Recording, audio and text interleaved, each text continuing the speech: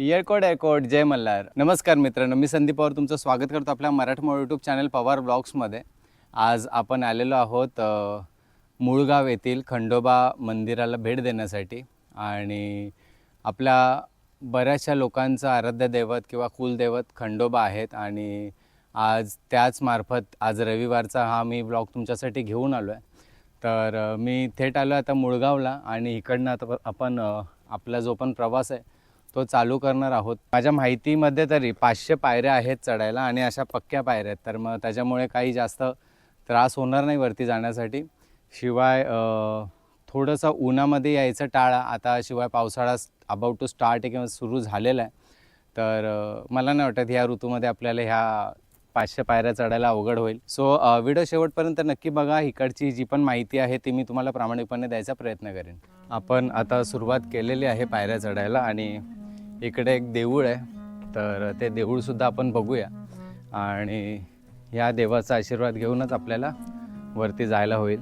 So इकडे पण एक छोटं मंदिर आहे आणि खूप सुंदर मंदिर आहे. शिवाय खंडोबाच्या सोबत असणारे बरेचसे जीव आहेत इथे आणि सावलीसाठी आश्रयासाठी थांबलेत.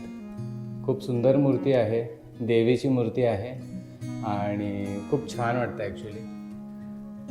इथे आपल्याला स्वामी समर्थ आहेत, खंडोबा महाराज आहे, देवी आहे आणि इकडनंच पुढे पायऱ्यांचा मार्ग चालू होतो.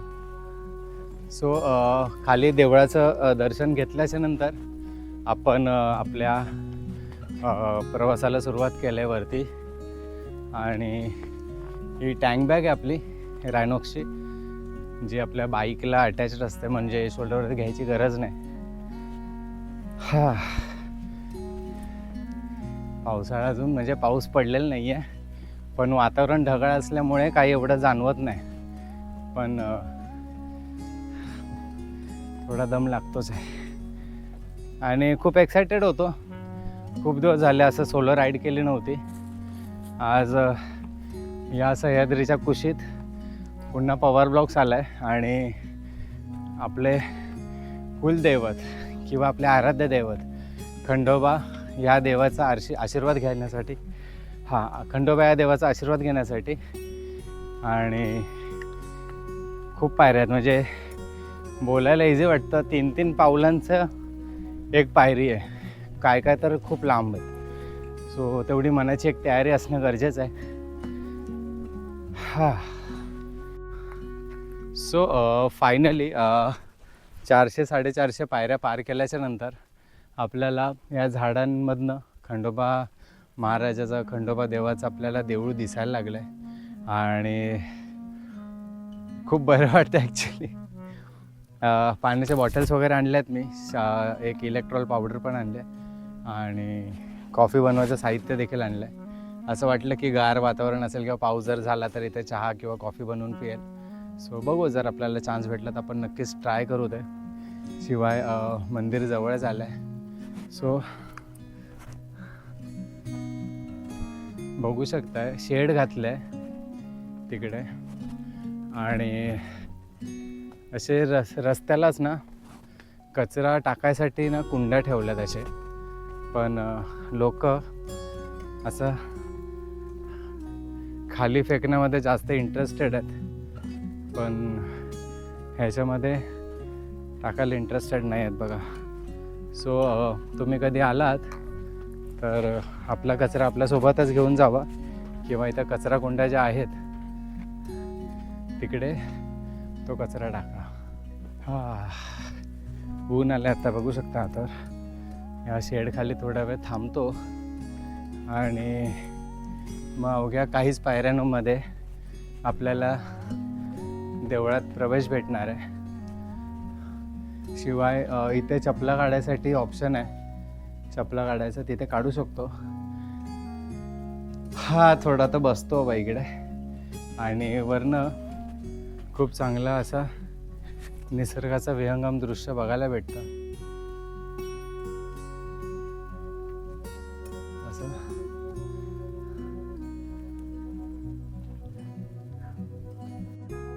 सो फायनली आपण इथे चपला काढल्या आहेत आणि इकडनं थोड्याच अंतरावरती देऊळ आहे आणि देवळाकडे जाताना इकडे पाषाणामध्ये खंडोबा महाराजांच्या घोड्यांचे पाऊलखुणं आहेत आणि खूप सुंदर असं ठेवलेलं आहे आणि ह्याची मांडणी 2007 रोजी असं काहीतरी म्हणजे हे बनवलेलं आहे. बट हा पाषाण खूप जुना आहे आणि आपण घोड्यांच्या पायांच्या टाचांचे ठसे आपण इथं बघू शकतो आणि याच्या पुढेच आपल्याला देवळात जायचं आहे. तर आला तिकडे तर या पावलांचं दर्शन घ्या आणि हे दर्शन घेऊनच पुढे झाला आणि बघूया आता आपल्याला आतमध्ये दर्शन घेताना नक्की कशा मूर्त्या आहेत किंवा काय याच्याबद्दल थोडासा अभ्यास केला होता. तर खंडोबा महाराज, म्हाळसा आणि बानू या तिघांची शिवलिंग आहे तिकडे. सो परत खंडोबा महाराजांची मूर्ती देखील आहे तिथे बघायसाठी. सो बघूया आतमध्ये जाऊया आता. वाचन, अभ्यास आणि समक्ष पाहणे याच्यामध्ये खूप अंतर आहे. तर आज जाऊया आणि देवाचं दर्शन घेऊया.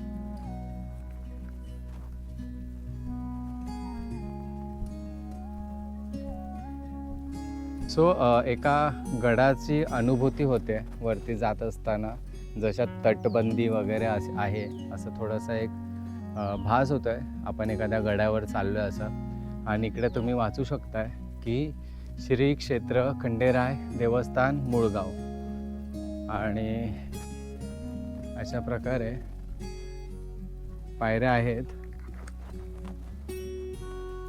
सो आता इकडे छोट्या छोट्या पायऱ्या आहेत एक पाऊलच्या आणि आपण ज्या पायऱ्यांनी आलो आहे त्या पायऱ्या खूप मोठ्या होत्या, लांब होत्या म्हणजे अशा. आणि इथं लिहिलं आहे 540 की 590 लिहिलं इकडे.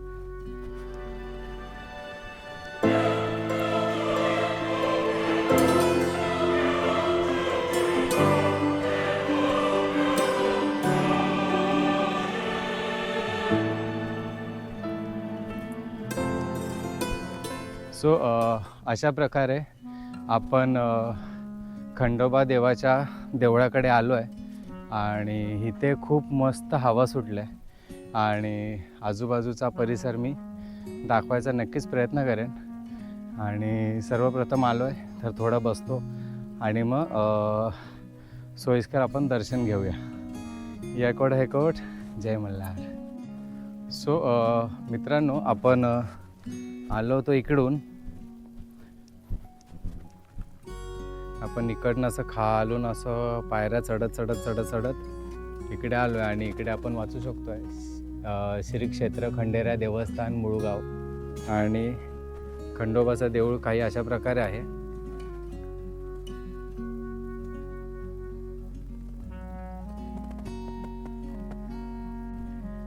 मला वाटलं कोणीतरी असतील, म्हणजे भटजी असतील, गुरुजी असतील किंवा पाया पडायला आलेले ग्रामस्थ असतील किंवा भाविक असतील, भक्त असतील, पण पूर्ण जागेमध्ये मी एकटाच आहे. बट देवाच्या दारात आलो आहे त्यामुळे ती कसलीच भय चिंता नाही आहे. खूप प्रसन्न वातावरण आहे. तुम्हालाही कधी यायला भेटलं ना, निश्चिंत या. पायात असे चपला नाहीत म्हणून थोडंसं भासतं आहे पायाला, परंतु एक वेगळ्या प्रकारची शांतता इथे जाणवते.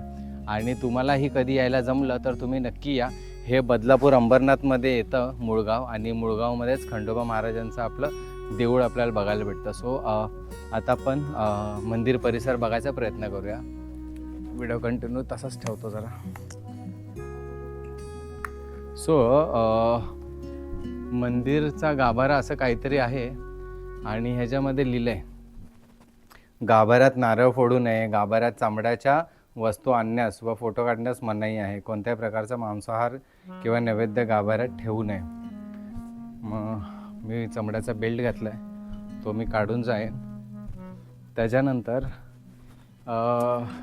देऊळ काही अशा प्रकारे, त्याच्यासमोर नारळ फोडायसाठी एक दगड आहे आणि एका पाषाणामध्ये कोरलेला दिवा देखील आहे इकडे.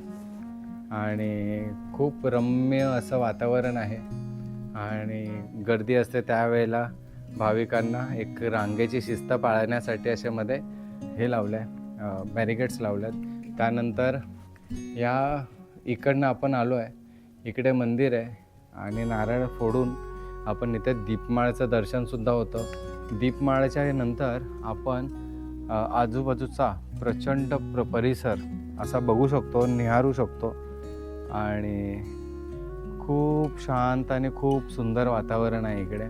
आणि तुम्हालासुद्धा कधी असं वाटतं आपल्याला की एकांत हवा किंवा एकट्यासाठी एक वेळ हवा, स्वतःसाठी वेळ हवा, तर मग मी तुम्हाला नक्की सांगेन की तुम्ही इकडे बिनधास्त या, निश्चिंत या. इकडे खूप शांतता आहे, खूप शांतता आहे आणि खूप वेगळंच एक अलौकिक अनुभव होतो इकडे. सो आता आपण आतमध्ये गाभाऱ्यात जाऊया. त्याच्या पहिला इथं काही असे घंटी वगैरे आहे, इथे कासव आहेत. त्याच्यानंतर नंदी महाराजांची एका पाषाणामध्ये कोरलेली मूर्ती देखील आहे. तर मी एक काम करतो, पहिला तर माझी बॅग ठेवतो इकडे. बॅगेमध्ये आहे पाकिट आणि पाकिट आहे चमड्याचं, सो ते ठेवतो. चमड्याचा बेल्ट पण आहे, तोही इथंच ठेवून देतो. सो मित्रांनो, कधी पण आपण आलो आहे ना, तर आपण त्या जागेचं पावित्र्य राखायचं आणि थोडंसं आपण जशी शिस्त पाळणार तसेच लोक पण करणार. सो आता घड्याळामध्ये वाजले, तुम्ही बघू शकताय 11:10 आणि आता आपण चाललो आहे देवळात. सो गणपती बाप्पाच्या पाया पडूया आणि यात प्रवेश करूया. येळकोट येळकोट, जय मल्हार, सदानंदाचा येळकोट.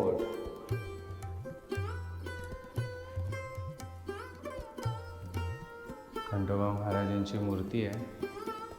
खाली आपल्याला गणपती बाप्पाची मूर्ती बघायला भेटते आणि इकडे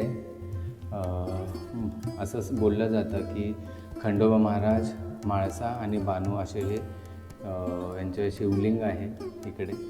आणि यांचा अभिषेक केल्याच्यानंतर पाणी जाण्यासाठी इथे एक रस्ता बनवलेला आहे. नारळ कोणी आपल्या स्वइच्छेने भावनेने ठेवतं.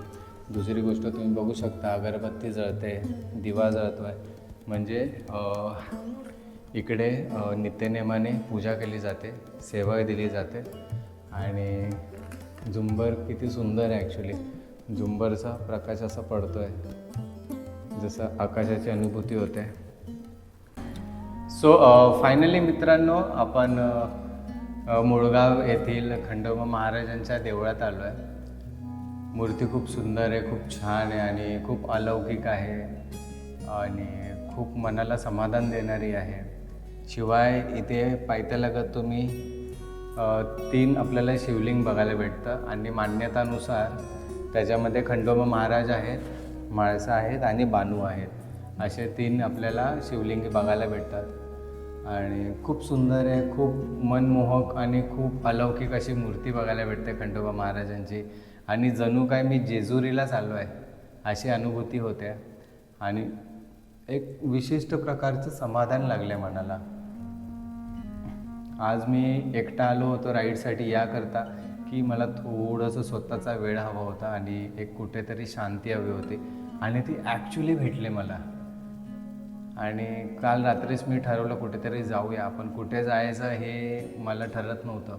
अचानक मनात आलं की मुळगाव बरेच वेळ झाला आहे, पावसाळ्यात जायचा विचार चालू आहे, जाऊ दे आपण एकदा जाऊन येऊया. आणि मी आज आलो आहे तर खरंच म्हणजे देवानेच मला बोलवलं आहे असं मी सांगेन तुम्हाला. कारण देवाने बोलवल्याशिवाय आपण कुठे येऊ शकत नाही, जाऊ शकत नाही. सो देवाचा आशीर्वाद आहे, देवाचा आशीर्वाद तुमच्यासोबतसुद्धा राहणार आहे. तर हा व्हिडिओ जास्तीत जास्त लोकांपर्यंत पोचवा, जेणेकरून ज्यांना माहिती नाही ते लोक पण इकडे येतील आणि आपल्या महाराजांचं दर्शन घेतील, त्यांच्या मनोकामना बोलून दाखवतील आणि त्या मनोकामना नक्कीच पूर्ण होणार. फक्त आपल्या भक्तीवरती, श्रद्धेवरती विश्वास ठेवा. येळकोट येळकोट, जय मल्हार, सदानंदाचा येळकोट.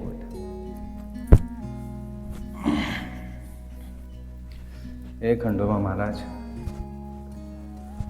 येळकोट येळकोट, जय मल्हार, सदानंदाचा येळकोट.